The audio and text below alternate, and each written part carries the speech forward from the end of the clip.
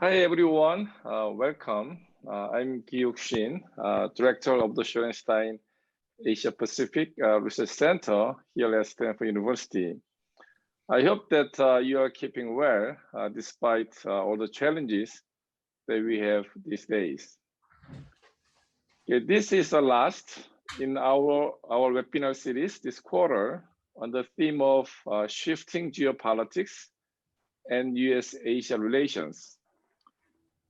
As you all know, we have many challenges facing Asia and U.S.-Asia relations from the rise of populist nationalism to U.S.-China conflict, and foreign policy and security issues often become politicized. So our seminar series this quarter address these important issues, and today our focus is on China. So we have many more exciting programs, so please visit our website, and we will continue our seminar series in the winter quarter on a different theme. So today I'm really happy to introduce my colleague, Professor Jin Oi, who directs our China program. As you know, Professor Oi is a professor of political science and senior fellow at Freeman Spogli Institute, and she leads today's seminar. So please welcome Professor Oi. Thank you, Giwok, and welcome everyone. I'm sure that we're all rather exhausted after last week. And as the U.S. Was totally engaged, I think, in the election, at almost exactly the same time, China's highest leaders were engaged in a closed-door meeting, what they call the Fifth Plenary Session of the Chinese Communist Party's 19th Central Committee. And they published an official communique known as the Fifth Plenum Decision. And that was done on October 29th. And precisely on election day, they actually put out the text. And this is important because it essentially is the outline for the plans for China's next 5 years. So this is the 5-year plan. And it actually also outlines some of the objectives, longer range objectives into 2035. And while the full outline of the plan, the full plan will not be made available until the spring, this is a crucial blueprint for what China is planning to do and how it's going to achieve the goal of being a modern socialist economy, and which is one of the key goals of the Chinese Communist Party to reach this before its 100th anniversary in 2049. So obviously this, I think we all know that the U.S.-China relations is the key relationship and one of the major challenges of facing the new administration in the U.S. But I think that for both China and the U.S., it's really an individual as well as a relational inflection point. And I think these next 5 to 10 years will be pivotal for so many things. And so today I am very delighted to welcome a terrific panel of experts. And these people have worked in and have been intimate observers of recent peaks and valleys in U.S.-China relations. We have they're experts in foreign policy, political economy, international trade, and technology. And so I hope that you will join me in welcoming our panel. And let me just say that in the order of speaking, we're going to ask James Green to go first. And I've asked James because he's someone that's worked for more than 2 decades, even though he looks like he's still a graduate student. He's worked for like two decades in U.S. Asia relations in government and in the private sector. And I met James while he was the Minister Counselor for Trade Affairs at the U.S. Embassy in Beijing. And he was there from 2013 to 2018. He's held other positions in government, prior to that. And then second, we will have Damien Ma, who is the director of the think tank and co-founder of MacroPolo at the Paulson Institute in Chicago. He's also published. He also serves as adjunct faculty at the Kellogg School of Management at Northwestern University. And he also has, prior to that, worked for the Eurasia Group. And currently, from the Eurasia Group, we are going to have Xiaomeng Lu. And Xiaomeng is the senior analyst at the Eurasia Group. She's based in Washington, and she's in their Geo-Technology practice. And she is she focuses on cybersecurity, data protection, artificial intelligence, internet governance, 5G, and trade. So she is an excellent person for this, because as you will see, this 5-year plan, it's heavy on tech. So what we're going to do is that we're going to ask each person to speak for about 10 to 15 minutes. And then we're going to have a question and discussion. And so with that, I'm not going to take up any more time. I'm going to turn it over directly to James. James. Thank you, Jean, and thanks to Professor Roy and to Jennifer Chu. Dr. Chu, I have to say I'm incredibly impressed. Stanford has a panel on China, and I am the only white dude. So thank you very much for actually bringing some diversity of views and gender to talk about these important things. I wanted to start, as Jean said, talking a little bit about the overview of the plenum document, what it is and how to think about it. Then second, areas to pay attention to, and third, implications for U.S. China relations and China's global position. First, to piggyback on what Jean was saying, the plenum document that came out of the meeting is a Central Committee meeting, and there are 207 members of the Central Committee. These are the top people in the Communist Party, 171 alternates. And then from that, the Politburo is selected. And then from that elite group, the Politburo Standing Committee is selected. And that's Xi Jinping is the head of that. So it's in this broader context of Communist Party decision-making. As Jean said, this is the 5th of the meeting of the Party Congress, since the Party Congress met to establish the Central Committee in 2017. And there are different issues that these different Central Committee documents discuss. The previous one, for example, addressed issues of governance and governance issues. The one that was just released, the fifth plenum document, is addressing, as happens in Communist Party tradition, addresses things that will be put forth, as Jean said, in the next 5-year plan, which will come out in March of next year during the meeting of the 2 sessions or the National People's Congress. And so much of this document, I'll get to it a little bit, but it really addresses the economic issues and not other issues of governance or foreign policy. So how to think about the plenum communique? I like to think of it as kind of a, given where we are in our own electoral cycle, a bit of an inaugural address. This is something that lays the broad framework for what the Communist Party is looking to do in their kind of coming term going forward, as Jean said, the next 5 years for their 5-year plan. It's a little bit less detailed than our State of the Union, which many people in Washington compare to a Christmas tree that has a lot of very detailed related policies. That's generally not what these things do. They're laying out the general goals, the direction, where it is that the Communist Party wants to go. A fair amount of aspirational items and a sense of this is where the country should be going and the Communist Party should be going. It's not a blueprint. It's inherently a political document. That is, it is not an economic document as such. And it's wrapped, unfortunately, for those of us who have to try to read it, in very thick Communist Party jargon.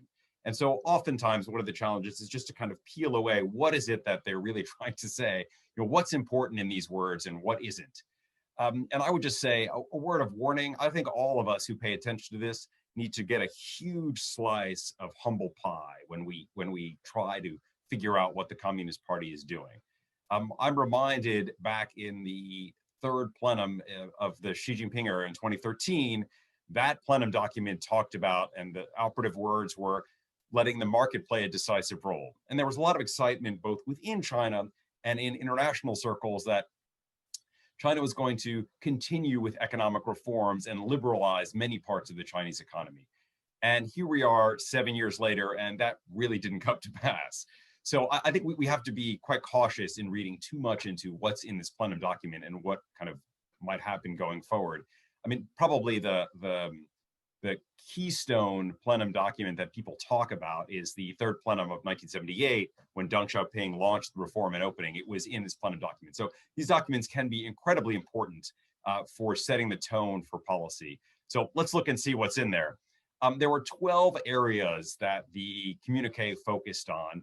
I'll just pick some of the keywords and talk about some of the issues that they're trying to push forward. And I know Damien's going to do a much more deeper dive on the dual circulation economy, and Ms. Lu is going to do more of a dive on the technology side. So what the documents, what it called for was to, not surprisingly, continue China's modernization effort, to build scientific and technological self-reliance,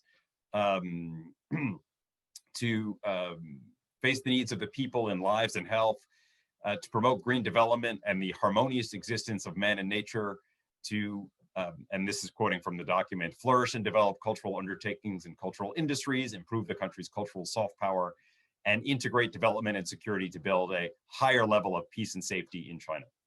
So I think what you get, what the themes that I pull out of it and that commentators in China have pulled out are ones of quality economic growth. So that is not just growth at any cost and at any speed, but rather trying to build growth that is sustainable and is meeting the needs of the Chinese economy. Certainly a theme of innovation and innovating it. We can talk more about how much of it is domestic, indigenous innovation, and how much of it will involve foreign players. This drive for domestic demand, couched in this term of dual circulation economy that Damien will get into, ecological growth, that is some amount of green growth, and then unsurprisingly ending with defense modernization.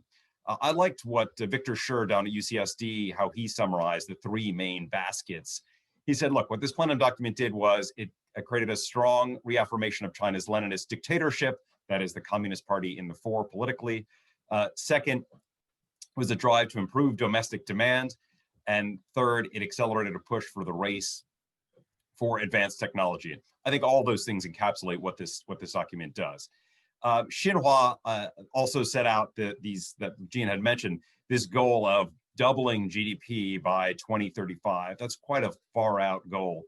And maybe as the only white person on the panel, I should try my Chinese for just a moment here. So what the document was saying was that it would, by 2035, achieve China's goal of a socialist modernization, which in Chinese is 社会主义现代化, to get to that by then. So quite an ambitious goal, quite one far away. I think it also is one, and we can talk about this more, that sets Xi Jinping up to be around in 15 years. And so one of the things this document didn't do that often happens in a plenum document is announce the next generation of leaders. And Xi Jinping got rid of term limits in 2017, and looks like he'll be around for quite some time. And so in some ways, setting the goal of 2035 could set him up to be around until then. He'll be in his 80s by then, but not unheard of for Chinese leaders or for Western leaders. The other things in the document that struck me is a fair amount of self-confidence in the Chinese way, particularly when addressing the coronavirus and how the Communist Party was able to tamp down the expansion of the disease. And then there's a part here that I'll get to in a little bit that talks about what the global environment is like. And you get a real sense that the Chinese leaders see this moment as China's moment to really accelerate its domestic growth and its international position, that there's a unique window in the global stage, and China must seize that. There's also on the PLA side a goal of constructing a fully modern army by 2027, which is the centennial of the founding of the PLA. So, my view is the bottom line of this document is, as it prepares for the 14th five-year plan, again, which will come out in March, it is mostly one of continuity. I think when we look at all of these sorts of political documents or speeches, frankly, in any political context, the main question is, are we continuing past policies or are we changing them? And I think this plenum document is mostly one of continuity as opposed to discontinuity. I would just have one word on the term of reform, which often gets thrown around in Chinese documents, including in this one. And my view is that term is completely meaningless now. That is, in 1978, it really meant something when Deng Xiaoping was reforming the Chinese economy and opening up, 改革开放 being the two parts of the reform and opening policy. And now I think it doesn't mean anything. Jude Blanchett, who's now at CSIS in DC, I like the way he talks about it is, instead of saying reform as one word, it should really be re-form. That is, when Chinese Communist Party officials use the word reform, they really just mean some sort of change in policy. It doesn't really mean a wholesale dismissal of what's happened in the past. So those sorts of words, again, to me, are kind of meaningless. So what does it mean for U.S.-China relations and China's place in the world? As I said, this is not a foreign policy document. This is a domestic focused document, specifically mostly on what the next five-year plan should do to build up, to continue China's economic growth. That said, you can sense in it, as I hinted before, there's a real unique window that the leadership wants to capture now. And I'm just going to read a little bit from the document because I think it really captures that. So this is from the Xinhua reporting. The plenum made an in-depth analysis of the profound and complex changes facing China's development environment and concluded that China's development is still in a period of important strategic opportunity at present and in the coming period. But there are new developments in both opportunities and challenges. And I'll just say one side note, Gene, if you'll allow me, which is, I remember when I worked at the policy planning staff at the Department of State, and this was at the end of the Bush administration, and the speechwriter for Condoleezza Rice, Secretary Rice, said to me, if I get one more memo that says that issue X offers both opportunity and challenges, I'm going to scream. So, communist documents like this, they try to please a lot of different audiences. But I think what you get there is this sense that this is the moment for China to develop domestically so that it can address these goals for 2035. So what does it mean? I'll just tick off a couple of things and then turn to Damien. What does it mean for U.S.-China relations and China's place in the world? I think it's a focus, as they've said, on domestic demand and domestic innovation. I think there's much less interest in the Belt and Road Initiative and in free trade agreements, including the Regional Comprehensive Economic Partnership, which is supposed to be concluded at the end of this year as drivers of Chinese economic growth. There's little concern with raising tariffs and protectionism in foreign markets. There's really not much reference to international institutions or norms. Again, you wouldn't expect that from these sorts of documents, but this is a very domestic focused political statement. I think that in my view, there's a modest role that the leadership sees for foreign companies if they can help China meet the specific technology or ecological goals, but not a particularly large one. I think what you come away from it is that state planning and guidance are really important for the way the Chinese economy is going to be governed for the next 15 years. So if you're expecting a merger to be approved, you're a foreign company, you better make sure your ducks are in a row. Or if, God forbid, you're an Australian company looking to export wine or timber, that's going to be a problem. Or if you're Jack Ma and you're Ant Financial and you want to get listed on the Shanghai Stock Exchange, that may also be a problem. So I think what we'll see is a continued heavy role of the state in the economy. I will just end with something that we were chatting about earlier in preparing for this.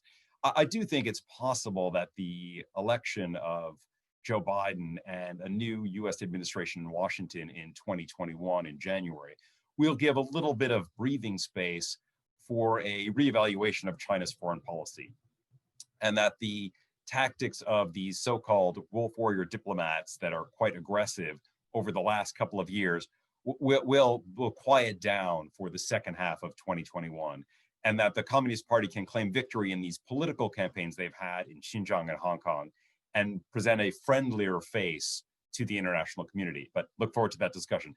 Thanks again, Gene, and look forward to hearing the rest of the panel. Thank you very much, James. That was great.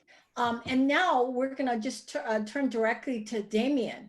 And I've asked him to talk specifically about this concept of dual circulation, and very much in keeping with James's assessment that this is very much a sort of a domestic demand focused document. So Damien, I turn it to you.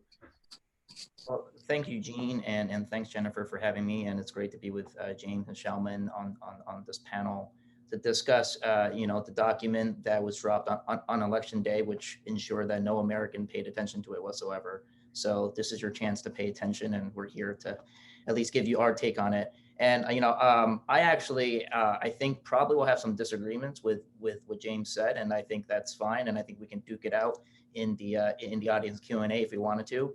I do see continuities, but I'm going to try to focus more on what I see are actually some discontinuities. The main continuity I see is that for the first time, we have the same top leader that's going to execute this 5-year plan. In the previous couple of decades, you had one leader overseeing essentially just the execution of one 5-year plan, because the next one is sort of, it goes into the next administration usually. So this is one continuity that I see.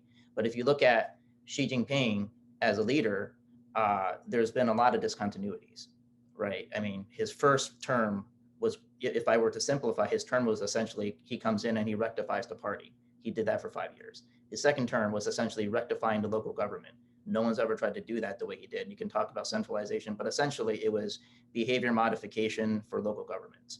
And I want to talk about that point a lot, because that has a lot to do with the domestic economy. And third, third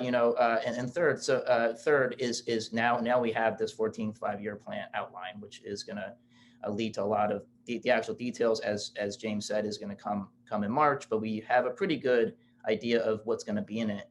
And one of the discontinuities is that for the first time, or at least in my memory, relative to the 13th 5-year plan opinion, there's not a specific mention of even an implied GDP target.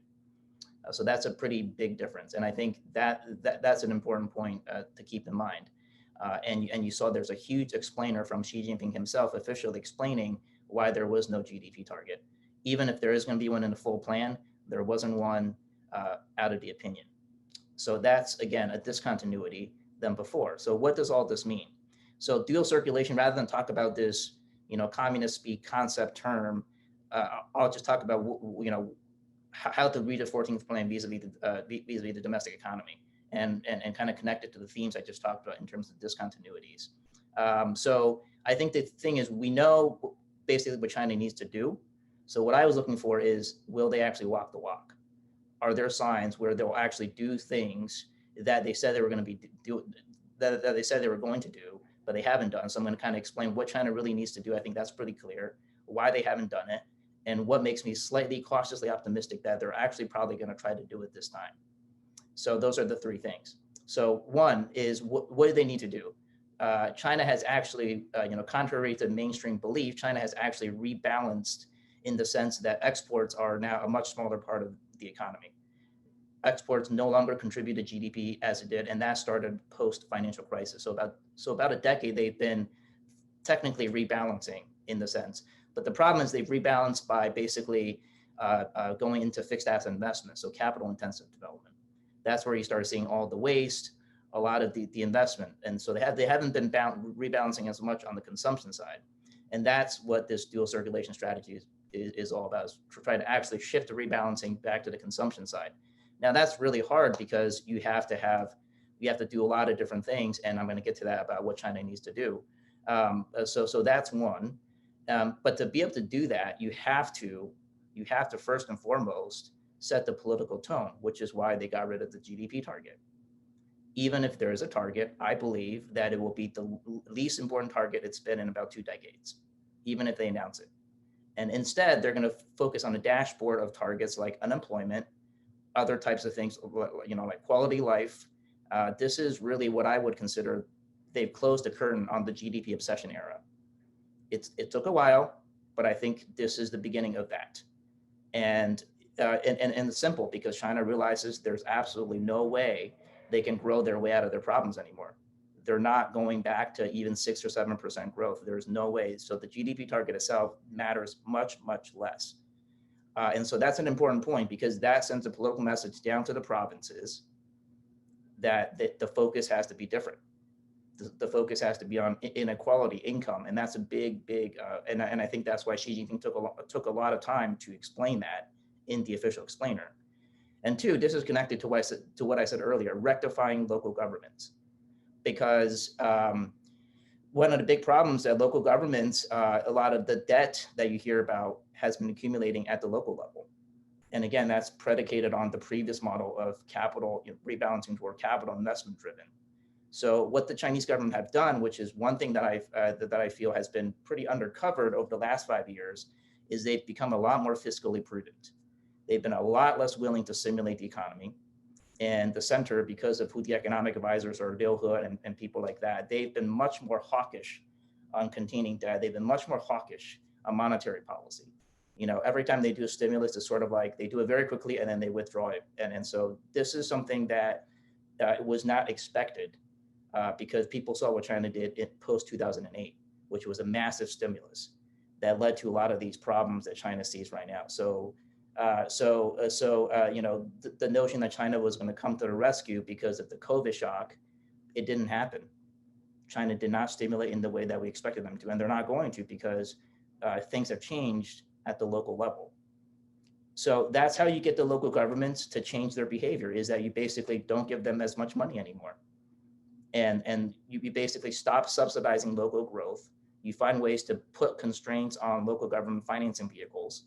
Now, is it going to be perfect? No, it's not, but they've been doing that for the last 5 years. And so that to me is a discontinuity. So what does all that lead to? Well, that leads to the fact that, so if you're not going to do GDP growth anymore, what are you going to be measured on? You're going to be measured on raising income. You're going to be measured on, environmental protection. You're going to be measured on, things like bolstering innovation, those types of things that Xiaomeng is going to get into. But to do that, you really need to touch what I would call the third rail of reforms, not the low-hanging fruit anymore. You need to address factor prices, which is land and labor, right? And James said that line about market allocation. Well, that line is actually still in the document 7 years down the line. Yes, of course, they have not done as much as people wanted them to. That's absolutely true. But factor and land prices, that's something they're going to have to do. They're going to have to somehow raise rural income in a much faster way. So that's just, if they're to reach that goal, they have to do that. Number two, they have to really fix, the state sector. I'm not talking about the central level state sector. That's pretty much a given. They want to strengthen that. That's a core pillar of the political economy. That's never really going to go away. They want the central state, sector to run better, be more competitive, but those are there to stay. But there's a lot of interesting things going on at the local level, local state-owned enterprises. Some of them could be sold. Some of them, because they're in trouble, they could be bought by private investors. So there is some potential at the local level to change the state-owned, sectors, because not all SOEs are made equal. And I think we always focus on the big kind of central ones, but there are about 200, 300,000 local SOEs. Many of them could change if they really push for reforms. And there are certain big state monopolies, like in the energy sector, that they need to fix. Like they need to reform that if they really want to, meet some of their, for example, carbon emissions goals. To get more solar energy, to get more wind into the grid, they're going to have to think about how to further reform their power sector, which is basically monopolized by one major company that owns 90% of transmission and distribution in China. So the point is, they sounded pretty confident about the 2035 vision, but to my reading, if you read what they said in the 14th five-year plan, to get to that, they're going to have to do a lot of things now. And so if you think about what Xi Jinping has been doing over the last two terms, this term strikes me as, about execution. Now, it's not 100% guaranteed, but they're going to have to execute on a lot of these things to even be able to get to anywhere near the 2035 vision. If they don't, that vision is purely aspirational. So the point is, we all know it's been a decade, and we know what China needs to do. And there are a lot of reasons why they haven't done it, because it's extremely difficult. The third rail reforms touches a lot of political interests, and it's extremely difficult. And some things are just not going to get done. But I think to my read, if you read it closely, if they don't do this, they're at risk of basically not really meeting their goals, because again, they can't count on growth anymore. I think they made that decision. They're gonna slow down. So to be able to raise income, to be able to double, they're gonna have to find other ways, which is through productivity and efficiency gains, economically speaking. To do that, you're gonna have to embark on fairly significant reforms that they said they're gonna do, but just haven't executed to the extent that we've seen. And finally, I will talk just briefly. I think these are the domestic dynamics, and James alluded to that. They're looking out, and they're having one of the roughest external environments in probably 2 decades. They're looking around. Obviously, there's the pandemic, shock to the economy, but politically, obviously, they're facing a lot of pressure.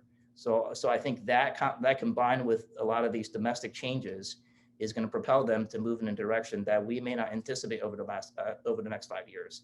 So I would really emphasize that the end of the GDP obsession era is a big, important political message that even I didn't expect was not going to actually, be in the document.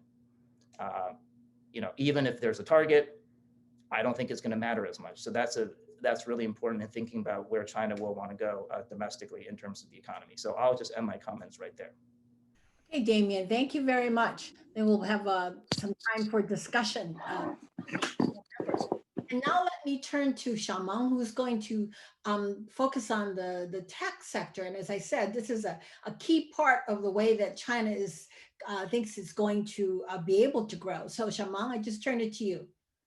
Thank you, Jane. Thank you for having me on this fantastic panel. So for my part of the remarks, I will try to focus on 3 questions. What's the technology policy implication of the Fifth Plenary Session's decisions? And what's the core technology that China's 14th five-year plan will focus on? As well as at the end, I will touch on some of the decision's potential impact on U.S. China tech sector supply chain decoupling.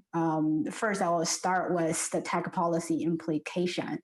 The recommendation put out by the Fifth Plenary Session features a new term called technology self-reliance, or translated as technology self-independence.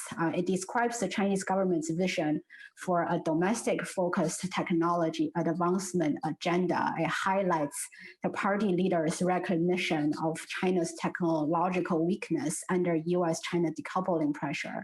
As a result, the ambitious outward-facing Made in China 2025 framework has been replaced by a more defensive posture, underpinned by this goal to achieve technological breakthroughs to enable internal circulation, independent from outside pressure, meaning a domestic tech ecosystem that can self-sustain, self-circulate if cut off from outside supplies. And the recommendation also indicate an increasing sense of urgency, setting a timeline for such major breakthrough by 2035. So that's a term change. It used to be Made in China 2025. It drew a lot of outside criticism from the international community. And now China seems to be focused more inwardly. And the new term they come out as technology self-reliance. And also the document mentioned the core technology that China will focus this themes on, what type of technology China will rely on to achieve self-independence. It seems like semiconductor is likely the primary focus at the moment, but I think in the immediate future, artificial intelligence is likely the next. The immediate focus of technology self-reliance is likely to target the chip industry because it's a choke point of China's 5G technology portfolio exposed under the expansion of U.S. export control restrictions. In August, China unveiled a new set of measures to promote domestic chip industry, including significant tax relief for semiconductor manufacturing, design, software companies. The 14th five-year plan can further extend this preferential policy to facilitate semiconductor firms' fundraising activities, whether that's in Shanghai stock market or in Hong Kong Stock Exchange. And it can also offer more incentive for leading engineers to work for Chinese chip companies, whether those leading engineers come from U.S. companies, Korean, Taiwan, or Japanese. As a result, you will see some of those talents may shift to China, but probably not the bulk of the global talent source moving to China. And you will likely to see some Chinese tech companies putting more investment in the semiconductor sector, whether that's the internet giant, BATG, the Baidu, Alibaba, Tencent, JD.com type, or hardware leaders. They seem to be more impact. They are more susceptible, I would say, to Beijing's policy direction. Those are companies like DJI or Dahua. They are surveillance hardware manufacturers. They could put more money into the sector. But what's the outcome of this shift? I think these government-led efforts may generate incremental improvement on China's chip manufacturing capacity, in a way similar to the way Huawei had the previous breakthrough in semiconductor design technology. But I think those are minor changes in terms of global semiconductor competition landscape.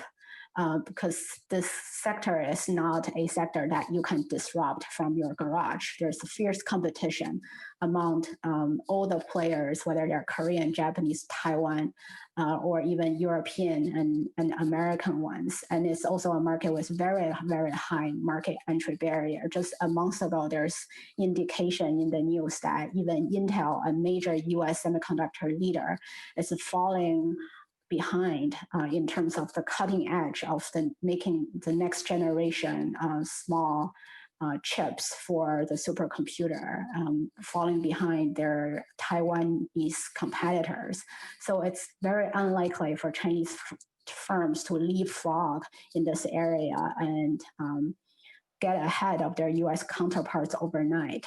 So I think that if you want a 100% semiconductor self-reliance, it's a very high goal. It's a very ambitious goal. I'm not sure whether 2035 is a practical timeline to achieve that. Maybe China will achieve some of that, maybe 5% here, maybe a little improvement in some subsector of this whole industry.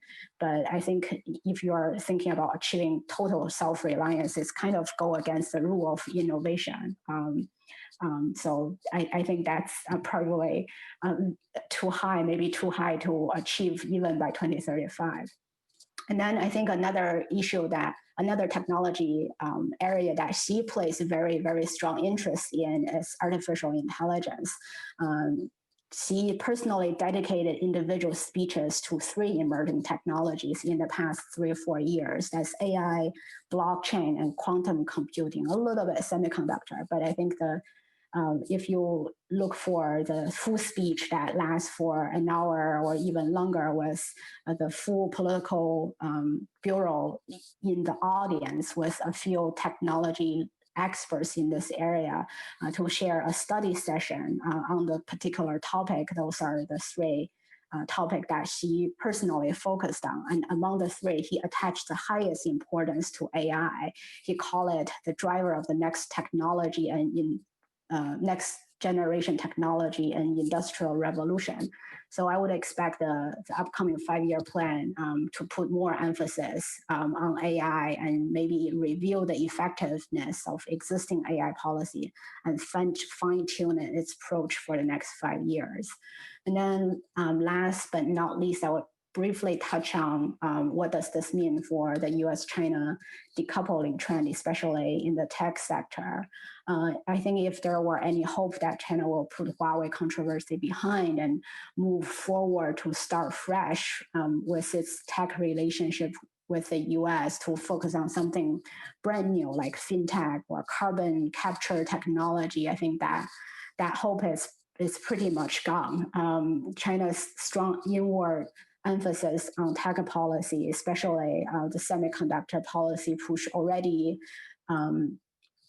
triggered US counteraction. There's a current legislative proposal called the CHIPS Act that kind of mirror China's approach to semiconductor. It gives very extensive tax rebates to companies to move their manufacturing capacity to the US. And right now it's only a proposal in the House, but under the Biden administration, it's very likely to get bipartisan support because there's currently bipartisan support in the Congress to compete with China on these leading technology issues. And on the more practical level, I would say business who have been bearing the brunt of this, if you envision another 5 years of this, maybe it's a time to consider business restructure if you haven't done so. For a company that heavily rely on Huawei and other Chinese hardware companies as a client, they could move headquarters outside the US or decide to exclude high-end US IP equipment in order to continue to serve the major US buyers. This is major operational overhaul, but if you already have, say, more than 50% of your revenue coming from Chinese clients, and that number will keep climbing, this may be your best option. But I think this is more likely a choice of smaller companies who can choose US market or Chinese market, one or the other. But for bigger major brands that have to serve both markets, such maneuver will trigger outsized public backlash in the US in the political environment that's strongly supporting US competition against China in the tech race. So I think those companies are more likely to stay on track with their US presence, US operation, US IP, and their revenue structure, and they probably use joint venture structures and some small R&D investment in China to appease Beijing authorities. With that, I will close my remarks and hand it back to you, Jean. Thank you. Thank you very much. This has been wonderful. Let me open it up to the panelists, because I know that there's been some differences of view. So please, I'll start with Damien and James. James, do you want to respond to some of the comments that Damien made? And then Xiaomeng, please join in as well. Well, sure. Damien's always right, so it's hard to argue with him.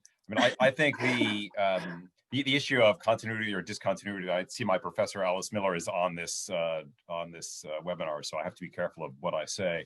But that concept, I remember at our final graduation essays, what we had to write in graduate school, of whether or not Mao's policies were a continuity or discontinuity with dynastic China, of the Qing dynasty. But on this much smaller historical question of continuity versus discontinuity, in my view, as Damien said, the things like even scrapping the GDP target, it had been in the works for almost a decade. And so, if you want to say, yes, this is different from the way other plenums have worked because Xi Jinping has remolded it, yeah, I agree with that. That's a discontinuity.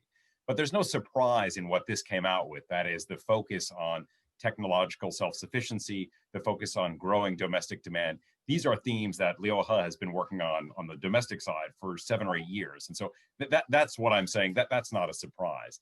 If you want to say it's different from the Hu Jintao era or the the Jiang Zemin era, yeah, I will grant you that. But I think many of the themes that they're putting forth there are ones that are in line with policy pronouncements over the last 3 or 4 years. And this is what you would expect the top leaders to say going forward. I had one question to ask our panelists, if I can, Jean, yes, which is this, which kind of follows on with what Xiaomeng is saying and what Damien is saying, which is how effective is Chinese industrial policy? That is, I think there's this concern in the United States that, oh my gosh, China is developing its own semiconductor industry and its own technology ecosystem. And once the Chinese government and Communist Party sets its mind to it, they're going to succeed. And we, US, are going to be left in the dust. I guess I would just ask my 2 other panelists, should the US be afraid of industrial planning and this sort of goal making? Or perhaps, if you look at what's happened in the Chinese tech ecosystem, it's developed in some ways despite of the plan, and that the areas that have been the focus of Chinese industrial planning have actually failed quite spectacularly in a lot of areas. So should we be worried about areas that the central government wants to focus on? Or in the end, will $100 billion later, China have very so-so chips to flood global markets? Yeah, I think I can take that one. Please. I think Chinese industrial policy maybe have been partially successful. Like what we just went through, I think semiconductor is a stellar example. Like China's push for indigenous semiconductor capacity have been going on even before Xi Jinping, even under indigenous innovation, under Hu Jintao, that has been their goal. They also have been pushing for replacement of Windows operating system. Those are the two areas I think Chinese government has poured a tremendous amount of resource and energy and policy documents and plannings and industrial parks plans in. And so far it has been quite inefficient. There are a lot of tech bubbles in the semiconductor industry. There are a lot of factories for manufacturing chips that are being constructed and abandoned because there's no real energy, there's no real technological advancement behind it. The local government will pour their money in to take advantage of the tax breaks and the cheap land, the electricity discount the central government or local government offer to them. But that pouring money alone doesn't generate innovation. I think even Huawei's chairman Ren Zhongfei has said that pouring money alone can't create innovative products and technologies. You need real talents. That's what China has been missing in those areas for the longest time. I would say the part of China's indigenous industrial policy that has been successful, I want to say maybe cloud computing is one area. In this area, Chinese company received some subsidies, some preferential treatment, and the government blocked out their foreign competitors. I think from a mercantilism policy effectiveness perspective, that has been successful because you see the success of companies of BATJ. Now they are competing with Amazon, Google, Microsoft in the cloud market. So I think it's a mixed result. Some of the area has been successful, more successful than others. But in terms of U.S., I think U.S. has been successful because the U.S. policy, the whole tech ecosystem is focusing on innovate and allowing talents and resources to come into the country, allowing immigrants to flow into the country and keep them with a very vibrant and dynamic ecosystem with the VCs in Silicon Valley and with the free flow of information. I think that's the source, the real source of true innovation. That's what China hasn't been achieved so far. So to answer your question, what U.S. should be doing to compete with China, I think U.S. should focus on push forward and pedal forward, not focusing on blocking competition or trying to emulate what China has been doing, because not the best recipe for this economy. Okay, great. Damien, would you want to jump in here?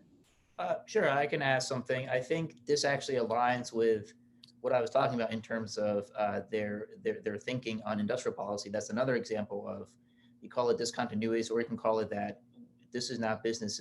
They're trying to make sure that this is not business as usual anymore.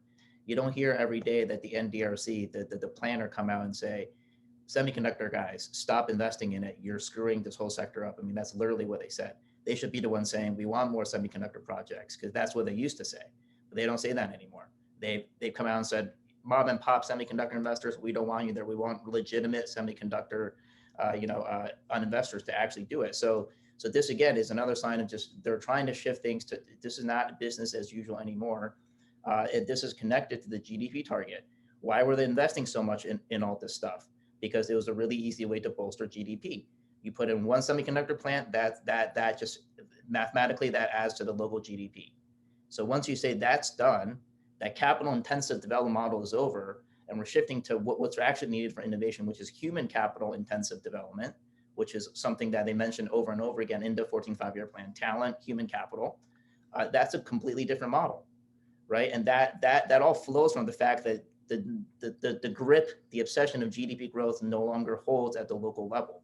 It's going to take a while for it to actually, get all the way down behaviors, but that's why you had these bubbles, right? And so even on industrial policy, you're seeing that China has now stopped subsidizing their solar companies after a decade of subsidizing solar and created a lot of bubbles, but they eventually now have the biggest solar industry in the world. So you can say that's success after a lot of rocky start, but now their solar is competitive without subsidies at market prices. And they're increasingly going that way. So that's interesting.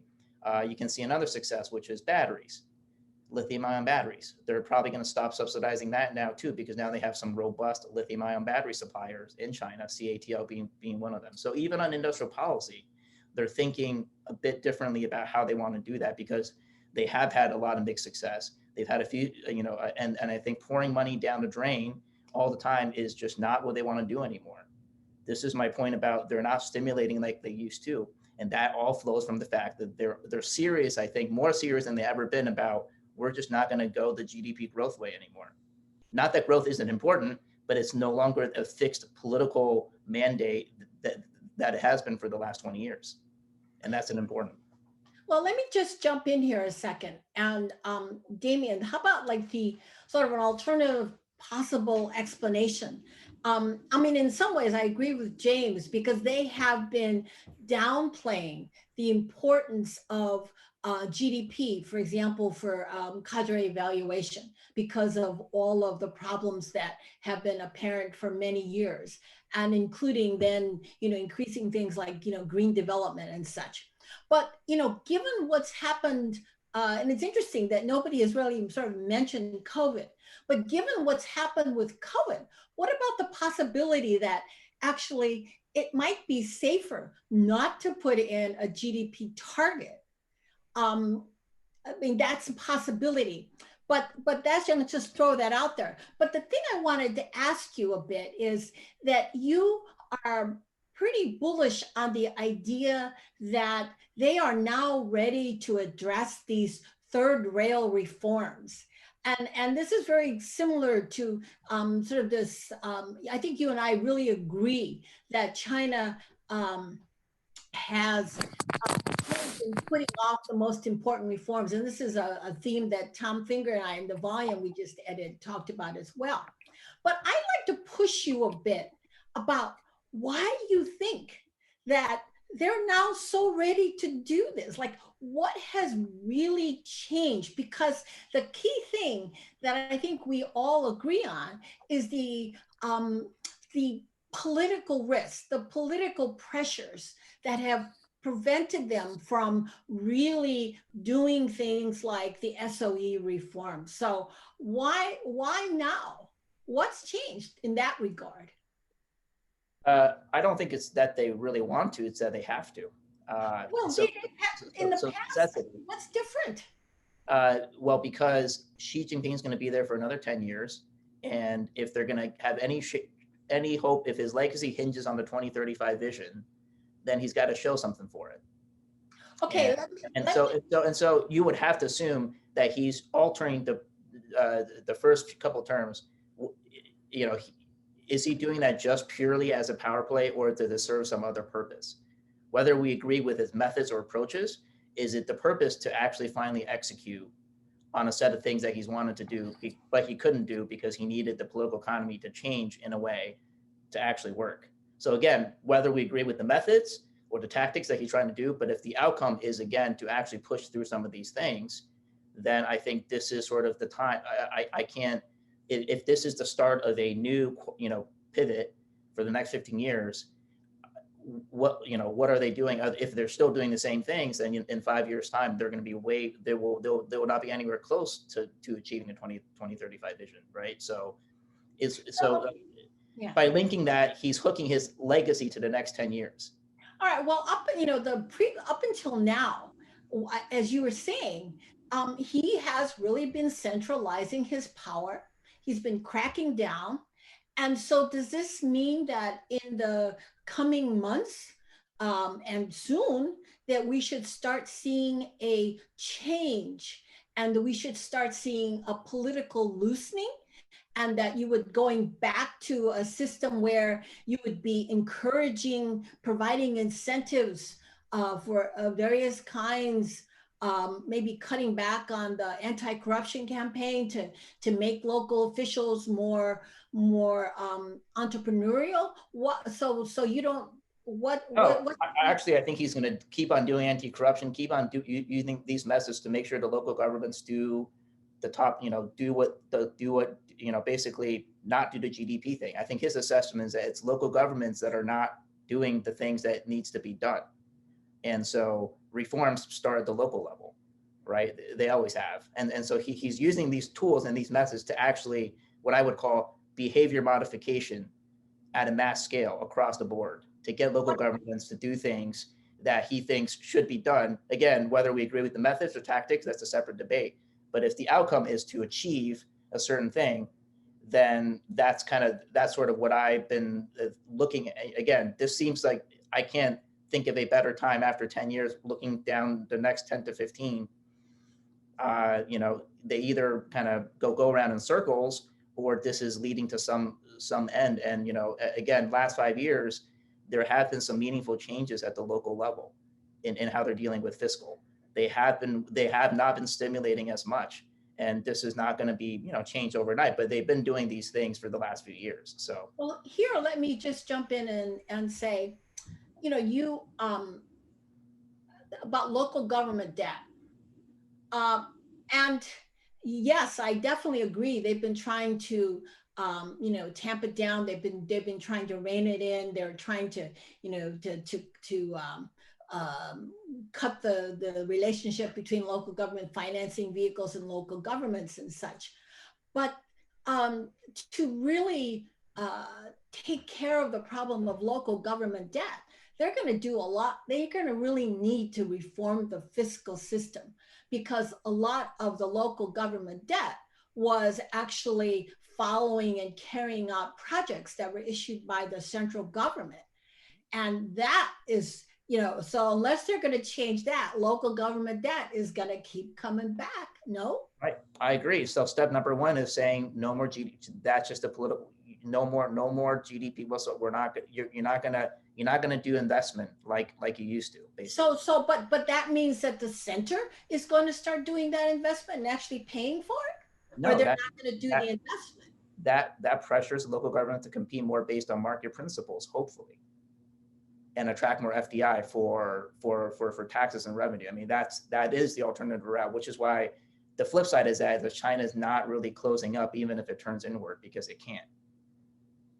It's facing domestic constraint. It can't. It has to rely on internal capital. And if you look at the most opening that's happened in the last 2 years, it's the financial markets. Capitals have been flowing into China. It's not been the headline story because nobody's talking about that. Everyone's talking about the technology tensions. But if you look at capital flows, capital markets, China has opened up quite a bit. Well, the localities are selling local government bonds that are apparently hot sellers. Yeah. So I mean, I completely, I think you definitely, I mean, that is the alternative scenario. So I think it's just sort of how you read, how dynamics are, how they're shaping up. I think that's absolutely true. I mean, there's probably like a 40% chance, 30% chance, 50% chance that one of these two scenarios play out. But I think, so I think for what I'm describing taking hold, the assumption has to be that they remain hawkish, that they remain tough on local governments, especially on fiscally and in terms of debt. If they don't get that under control, a lot of this stuff won't really happen, because they have to make sure that this debt thing is under control. Okay. This is really if that assumption gets overturned, then I think a lot of these things fall apart. Let me just one more thing, and here let me start going to the audience, because we're getting a lot of great questions. This has been a wonderful, you're getting us a lot of meat. So let me just start out with a question from Tom Finger. And this is also because it's a concern that I have. And this thing about dual circulation. And you talked about how that this time the regime has not stimulated the way it did after the global financial crisis. And Tom asks, can China shift significantly to consumer economy without putting significantly more money in the hands of consumers?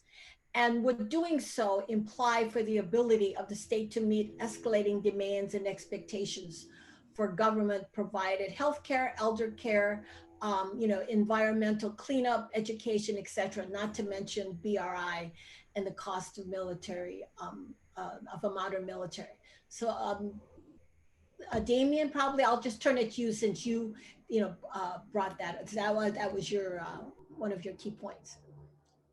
So I actually in other words, this idea, I mean, how are they gonna? I think James also weighed in as well, so maybe. Okay, well, both of you, I mean, anybody, yes. Want to talk about, I don't know, James, do you want to go first? James, you I want can to start. I mean, I can start. Thanks, Jean and Damien. I think on a lot of what Tom had mentioned there actually helps with consumption, right? Healthcare and education. And so these are things that are consumed domestically and in services that actually help domestic GDP growth. So I don't think there's a trade-off there. The broader question of guns versus butter is one that the central government hasn't had to deal with in 25 years because they've had increasing tax revenues and a very large growing GDP base. And if GDP really does slow, and I think that the getting rid of the goal does change the dynamics, that could mean less money for the central government and could be less money for PLA modernization. And the thing that makes PLA modernization expensive is that weapon systems get quite expensive as they get more modern. And so I think the central government hasn't had to deal with that. There's a reason why the four modernizations, military modernizations, the last one, it hadn't been the focus for the 80s and 90s. And it was really only after the Taiwan missile crisis, I would say 95, 96, that the PLA really focused on different technologies and has been quite successful in the last 15 years or so.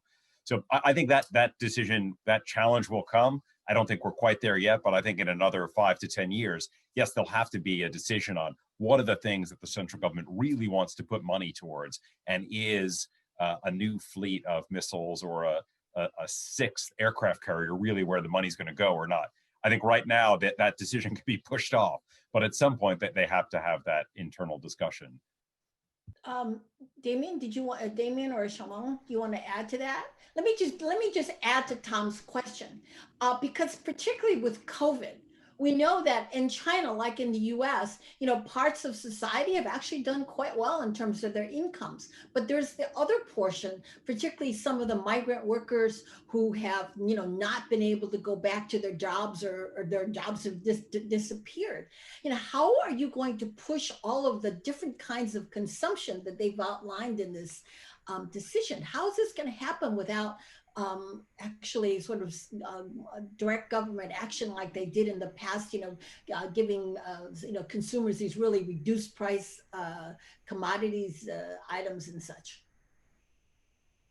So I already briefly answered Tom privately, but I'll just say it publicly. Yeah, I think what he outlined are sort of what I said earlier about, we all know what China needs to do. China has a vastly underfunded social welfare, mandate. We all remember the pension scandals in the mid-2000s, and there are a lot of problems with that. And again, this is fundamentally tied to the fact that they subsidize things like industrial policy. They subsidize basic economic development rather than subsidize social welfare. So if I am generally correct that the trend is that they're going to subsidize less on industrial policy, then some of the money can go into social welfare and education and so on. And that ties with moving from a capital intensive development model to a more focus on human capital intensive development, which requires education, all those sorts of things, and social welfare. And hukou reform is absolutely going to get more progress. Maybe not in the first tier cities, but pretty much everywhere else. They've already basically de facto said, if you have a college degree, you don't have to, there's no hukou restrictions whatsoever already beyond the first tier. So that's already happened. It's one of those silent issues, just like they de facto got rid of the one-child policy when nobody cared about it, and they formally announced it 2 years later, and people are like, oh, they got rid of it, but they actually got rid of it years before that already by de facto. So I think that it's going to happen on hukou as well. So, normalizing labor markets better, land markets I talked about, which is giving farmers more money, by basically allowing them to either sell land or not if not sell land, use it as collateral, just to put farmers more, to give them more income. The key demographic they're looking at is the 600 million people, which Li Keqiang has repeatedly stated that still lives on less than $100 a month. China still has 600 million people, and that's the demographic they're going to be targeting for income growth. So even if they can get about a third of those, which is 200 million people, that's a lot of people already. That if they can double their income there, that's a pretty good achievement in terms of raising them and getting China in aggregate above the middle income status. So that's the key demographic to look at, is those still living on $100, less than $100 a month in China. Okay, great, thank you. We also have a lot of questions on for Xiaomeng on technology. So let me just get started on this. One is from Alice Miller, who says, the new stipulation in favor of technology self-reliance seems a step away from the techno-globalist approach that would rely on international collaboration to advance innovation and development. It is understandable in the context of China decoupling, but what are the implications for the success of China's technology ambitions? Made in China 2025, et cetera. And what would be the impact on China's economic growth? Yeah, I think that's a good point, that because at the very beginning, on the onside of today's discussion, you talk about the nationalistic trends globally. I think China is definitely has its own chapter in this book, and Xi Jinping has been driving this tech nationalist theme for quite a while. Under Hu Jintao,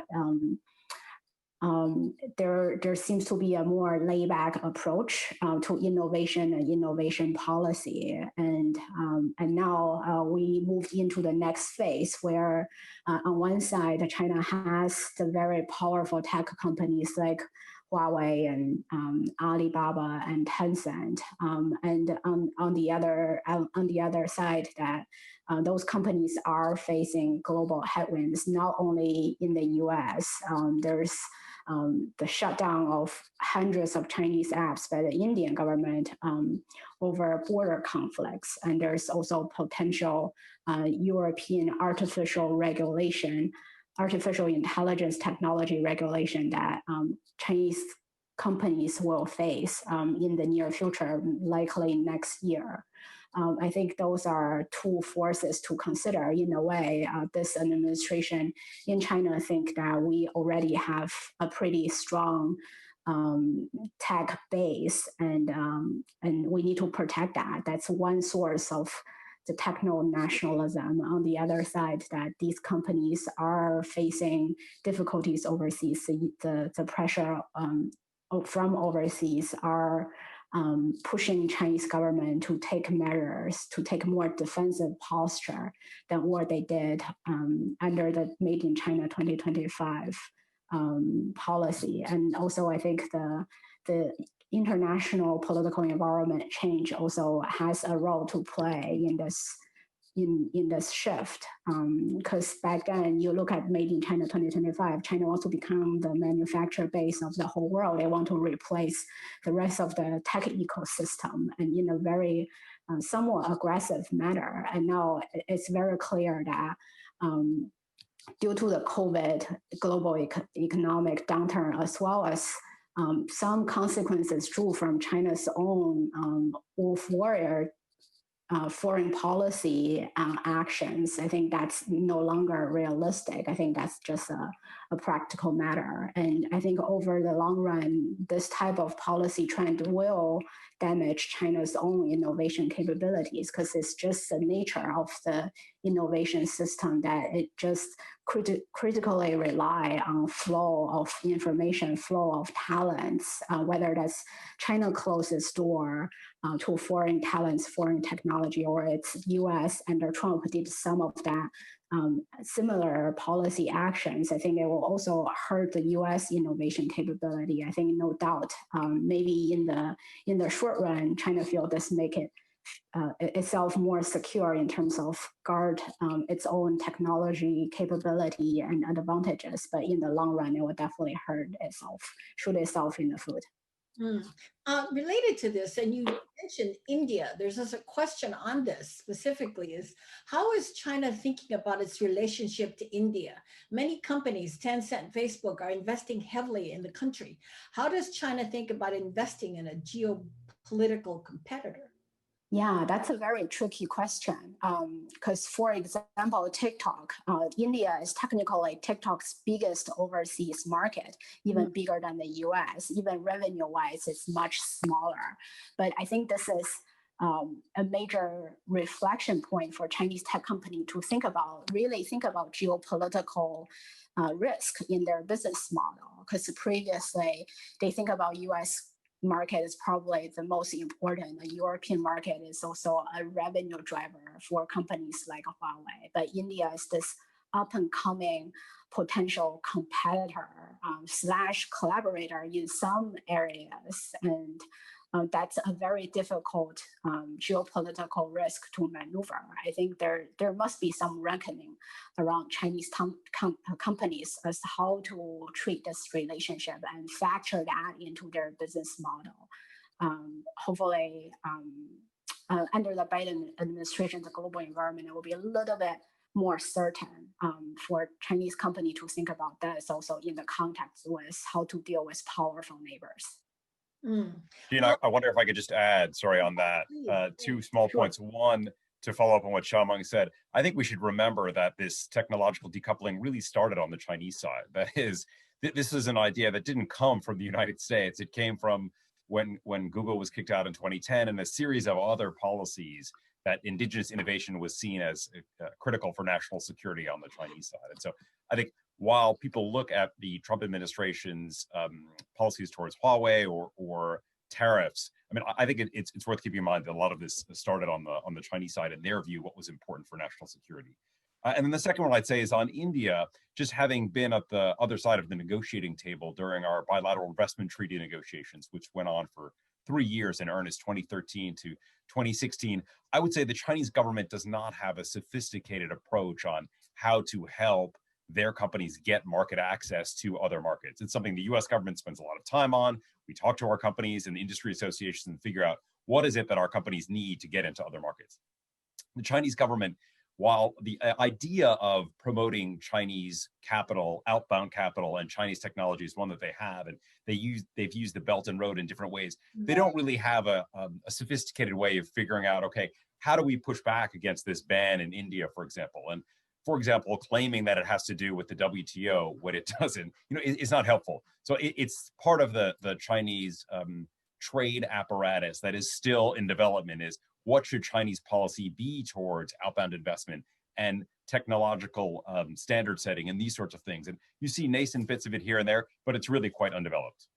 So James, let me follow up a bit and also to comment or ask a question about one of your comments, your earlier remarks. So do you then, you didn't say anything about, or do you sense that in this document that China is acknowledging the increasingly hostile external environment?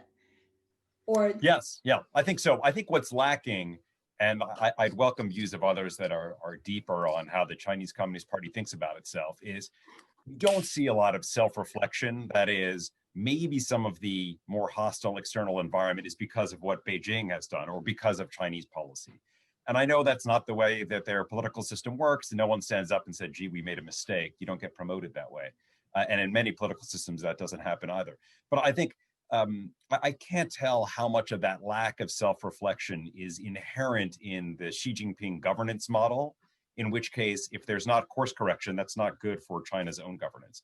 Or how much of it is, behind the scenes, there's actually discussion to say, hey, you know what? What's happening in Hong Kong and Xinjiang and what happened with the pandemic and the WHO, some of that was our fault, China. That's some of the way that we dealt with this, or what's happening to Huawei, maybe detaining 2 Canadian citizens as retaliation, maybe that wasn't such a smart move. And maybe turning Huawei into this national champion and insisting that the the Chinese people are offended by how Meng Wanzhou is treated in Canada, maybe that was not such a great policy decision that they made. I don't see that sort of reflection. I could make the argument that that was a huge mistake for the Chinese government to take this one CFO of a Chinese company and make her into a cause célèbre and say, we really need to base our entire foreign policy on what happens with this one extradition request. I think it was a strategic blunder and a huge mistake. Obviously, people in China might have a different view, but the question isn't, was it right or wrong, but is there an actual way to have a discussion on, was this the smart thing to do? And I guess the concluding point I tried to say is it's possible that with a Biden administration coming in, some other discussion points might come to the fore, and some in China might say, hey, you know what? Maybe not that we're going to forget what those dastardly Canadians have done, but maybe we can just de-emphasize that aspect of our foreign policy and focus on other things that are more cooperative and less punitive. Xiaomeng, did Yeah, you add to yeah, I agree with what James said, and I want to say, in terms of his point of undersea, this phenomenon become more salient than before. I think because undersea within the system, the mentality is always to follow the leader's thinking on everything. It's political correctness trumps everything. That's the difference between between Xi's party versus his predecessor. So whether that's in the foreign policy circle or that's with the cyber officials, the China's cyberspace administration, or even with the propaganda officials, I think it's not that the Chinese bureaucratic system doesn't have sophisticated people to deal with foreign affairs and who doesn't understand other cultures, who has no self-reflection. I think there are people who understand the cultural difference, understand the nuances of foreign policy, but those people are not having their day. They're being very quiet, because if you express your opinion, if you express difference, you will not get promoted, and your position is potentially in jeopardy because you are not following the party's line. I think that's a difference in the recent years. Let me follow up on this discussion and just throw it off to everyone here. So, we're talking about decoupling, but, decoupling from the U.S. Okay, so that's one thing.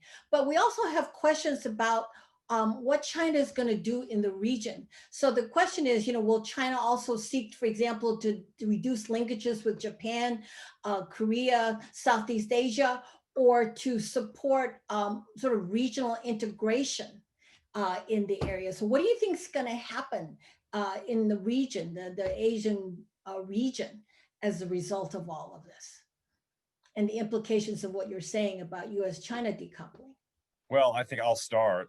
I think there's an opportunity in 2021 and 2022 if the Regional Comprehensive Economic Partnership, the FTA agreement among the 15 countries of ASEAN plus neighbors, if that actually comes to fruition, the U.S. would consider it not a particularly high standard FTA, but I think that does over time change investment and trade flows. And so I think China has an opportunity, if they can cage their wolf warrior diplomats and put on much more of a smiley face, to interact with the region in a more positive way. I hope that's the way they go for their own sake and for the stability of the region. I don't know that that's preordained, though. I think there's also a possibility where you get caught up in your own narratives and your own self-righteousness, and then 4 years in, the slights of the Australians can never be forgiven. Again, I don't think that's in China's own interest, but I think it's possible. I think the bottom line, though, for the United States, I'll just say, I hope we don't make countries choose between dealing with Washington or Beijing. I think if we put countries in that position, we, the U.S., loses. I don't think that's a smart way to approach it. I think the U.S. is an attractive market. It's an attractive political leader in a lot of ways. It's an attractive defense cooperator. And my view is, let's work with countries in the region that want to work with the United States and not put them in the position of you're either with China or you're with us. I think that's a loser. Damien, Xiaomeng? I don't have too many things to add, other than to say I think the European Union is interesting. China's been pushing for a FTA, basically bilateral investment treaty that they put on hold with the United States, and they're trying to get it done with the European Union. And obviously, given that we'll see what happens with Biden, obviously more positive signs. But prior to that, the big alignment with EU and China was on climate change. And so you saw how Xi Jinping announced carbon neutrality very soon after the EU did. So I think that's another interesting area to watch and see how that happens, and whether there will be more kind of comity there. And obviously, the Brussels is a very different game than Washington D.C. So, but I think China. I think if you were sitting in Beijing, you can say, well, maybe things are not going to work out that well with the United States in the medium term, but it's a big world out there, and we got to see, what else we can do out there. So, Xiaomeng, but from a tech perspective, what do you think? What's going to happen in terms of the region and what China might do? I think actually, I was thinking the point that Damien Ma just mentioned about European Union. I think China has tried their own campaign to engage the European Union countries on the 5G decision, and there's very limited success.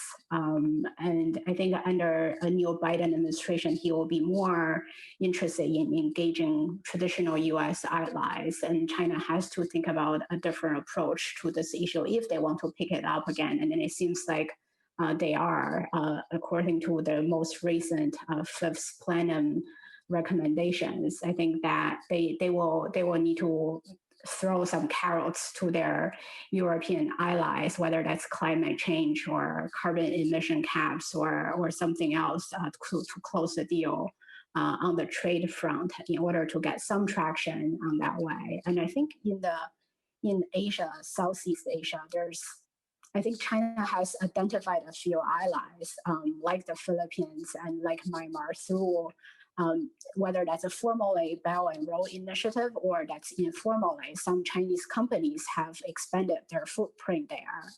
Alibaba set up a major data center in Malaysia, and they gained Malaysia's government support on that front. And was thinking about, they already bought 10 small e-payment companies across India, Thailand, Indonesia. There are 10 of them in 10 South Asia and Southeast Asia jurisdictions. I think China definitely has a stake in the region, and under a Biden administration, they will probably want to get something, move the needle on RCEP. I heard there's some positive news overnight on that front. I think that they maybe start with a few ally countries in this region and try to expand their influence through some sort of regional trade deal to start with. Okay, we only have a few minutes left, so let me just throw out a question, and some of this is part of the question is from those submitted from the audience. But so if you were an American corporation in China, or just multinational corporation in China, reading this decision, would you feeling better or worse? And also, one of the specific comments that came in from the audience was, what do you make of recent efforts by Chairman Xi, the Ministry of Science and Technology Minister Wang Zhigang, and others to reassure foreign investors and researchers that China remains committed to global collaboration? So just we'll end with your thoughts on that. I can start. I mean, you'll be right. There's upsides and downsides in what's in there. I think for companies that are in the technology space, as Xiaomeng is saying, not great prospects. That the writing is on the wall. You partner up or you get out, as Damien was saying on cloud computing. Xiaomeng. It was a pretty successful policy. If you're a Chinese government, you basically create this protected market at home. You force the foreigners to partner, and then you push them out. As an American trade official, it's infuriating. I think it's unfair. But from the Chinese planner point of view, it's been quite successful. So I think for companies, it really depends on the sector they're in. If they're in consumer goods, it's pretty good. Procter & Gamble, I think people are going to continue to use a lot of their products. I think in some healthcare sectors, that's pretty good. For financial services, to Damien's earlier point, I do think that's one area that's going to have more integration than decoupling, but that's from an extremely, extremely low base. And it's not, as Damien says, it's not as a favor to our friends on Wall Street. It's because the Chinese financial system needs a lot of changes, and they are hoping that by having these foreign companies participate, they can get that. So I think it really depends. I think if you're in the automotive sector, if you're in batteries, probably not great. If you're in some other parts of the EV ecosystem and you're doing green energy, it might be good. I think it's, overall though, I think the trend has been for the last several years, you've seen the American business community less bullish on China. That doesn't mean they don't think there are opportunities, but that just means that there are domestic challenges and domestic challengers that will make it a difficult market to operate in going forward. Okay. Xiaomeng, Damien? Sure. I think to James' point that from the American technology sector perspective, I think they look at this, they feel they're stuck. For the internet companies, they don't see this sending any signal that they're going to have a market opening anytime soon. And then for the hardware company, I think the major manufacturers, whether that's a server or computers and other devices, China is still huge a manufacturing base, even under the tariff pressure last year. Some of them moved their supply chain out of China to Southeast Asia. I think still the scale, you can't find another country hosts the same type of scale in terms of manufacturing and engineering. Those two things combined together in replacement of the Chinese market. So the rest of the supply chain is likely to stay. And then if you are something in between, you are a software company, you are a service company already in China, you kind of just stuck with what you have. There's no immediate sign of further market opening, whether that's cloud service regulation or a major data flow opening on the horizon. I think maybe one silver lining, I would say, maybe in the artificial intelligence area, because this is a upcoming major emerging technology that Chinese government is focusing on. They haven't put any major regulation, any major roadblock yet. It's not like the cloud technology sector 5 years ago. This is at a very nascent stage. So you see even companies like Google, who doesn't have any search engine market share in China because it's blocked out of the market, it is doing some testing in China. It's training its translation tool to a certain extent, and its autonomous driving arm of the company has a registration in Shanghai, indicating that the company is still interested in the market, and the Chinese government didn't block them off. I think because this is still at a very early stage, Chinese government realized that if I block off the foreign competitor now, I won't even get the basic research that I need to build my tech ecosystem on. So I think for now you are safe. Damien, do you want anything to add to this? I'll just say something very briefly. I think James and Xiaomeng covered a broad swath of issues. I'll just say that I think even on tech, I think we tend to define tech fairly narrowly because of what's in the headlines. We think more in terms of bits, the software, information technology, essentially. But I think if you think about atoms, when it comes to energy technology, manufacturing, other types of things, biotech even, I think there are actually interesting potential there and potential market openings that we're not thinking about because we're thinking much more on kind of, the apps or Google, those types of web-based companies. But that ship sail. But I think tech is a lot bigger than that. There's a lot of things, Tesla is one big example again, where it's a huge technology company that's going to do, I think, quite well in China. And all the European car makers that want to make EVs are going to rush to China because that's where the market is going to be, VW and so on. So tech is a lot wider than that. And secondly, I think this comes down to how China responds to the external environment. If China believes that they're at risk, that they're going to get completely maligned by the G20 economies because of what they've done in the last few years, and if they don't, change or adjust, then I think that, and if they respond by adjusting, I think that's generally probably going to be a more positive story for foreign multinationals. And it's not just about opening, right? It's about whether the business environment in China becomes more fair, more level, and the way in which they compete for IP protection and so on. Though things get improved significantly over the next few years. If that's the case, beyond just opening, sort of like, can people operate easier and better in China? Then I think you have probably, on balance, more of a positive story, but we will see, obviously. Well, our time is up, and this has been a fascinating discussion. And James, I'm sorry to drive you crazy, but I think we have to end by saying there's lots of challenges as well as opportunities. And I do hope that Damien is correct and that they actually do these third rail reforms.